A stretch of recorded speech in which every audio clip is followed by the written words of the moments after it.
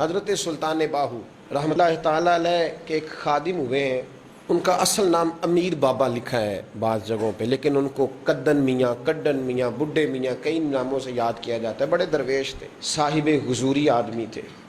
اکثر لوگ دم درود کرانے آتے تھے ان کے پاس۔ بزرگوں کے پاس لوگ آتے ہیں، اللہ کے بندے دعا کرتے ہیں تو اللہ خیر فرما دیتا ہے۔ آج کل کا زمانہ نہیں، اب تو دکانداری ہے نا، ٹوکن چلتے ہیں تو اللہ تعالیٰ خیر کرے، حالات بڑے عجیب و غریب ہیں۔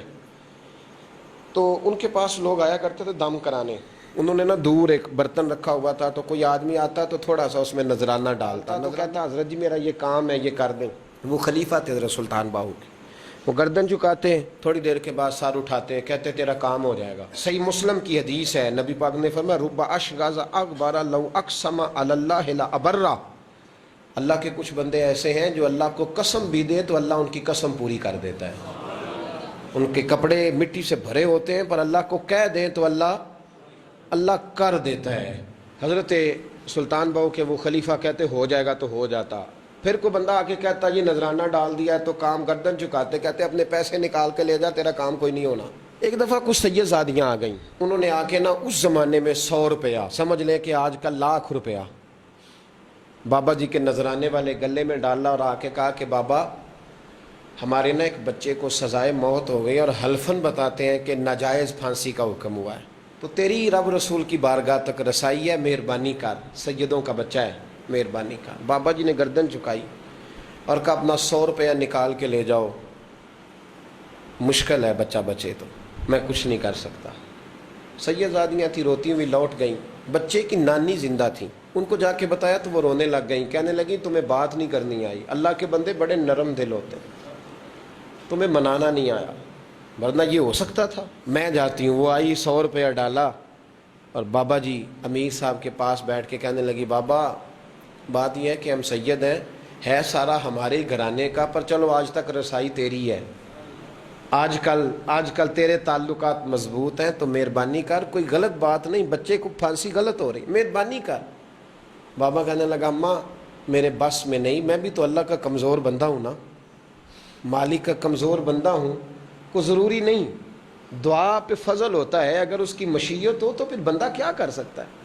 تو اماں یہ کام نہیں ہو سکتا۔ تو اماں رونے لگ گئی، کہنے لگی کوئی نہیں، میں قیامت کے دن حضور کی بارگاہ میں تیری شکایت کروں گی، میں کہوں گی کہ میں نے بتایا تھا میں سید ہوں، اس نے توجہ ہی نہیں کی، میرا کوئی خیال ہی نہیں کیا۔ بابا صاحب فرمانے لگے اماں پیسے نہ نکالنا، جا تیرا کام ہو جائے گا، جا تو ہو گیا تیرا مسئلہ حل، ہو جائے گا۔ وہ آپ پیسے رکھتے تھے تو سال کے بعد، 6 مہینے کے بعد، مہینے کے بعد جا کے حضرت سلطان باہو کو دے کے آیا کرتے، وہ وہاں لنگر میں یا کسی جگہ خرچ کرتے تھے۔ جس دن اس بچے کی پھانسی کا وقت تھا نا، تو وہ بابا جی حضرت سلطان باہو کے پاس چلے گئے۔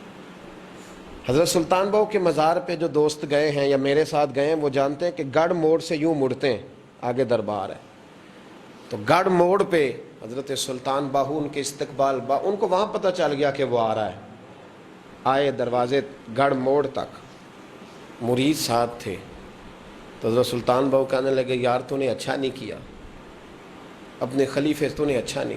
کہنے لگے حضور چارہ کوئی نہیں تھا، سیدزادیاں آ گئی تھیں، حضور کا خاندان تھا، میں کیا کرتا۔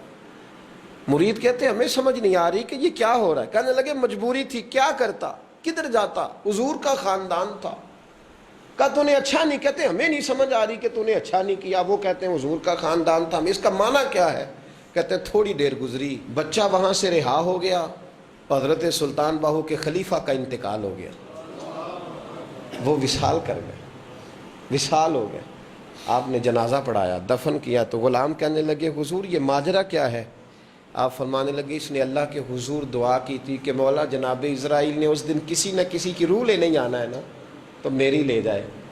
اب سیدزادیاں دروازے پہ آ گئی ہیں، تو سادات کو تو خالی نہیں نہ بھیجا جا سکتا، مصطفیٰ کا خاندان ہے، حضور میری روح لے جائی جائے اور اس سیدزادے کو چھوڑ دیا جائے۔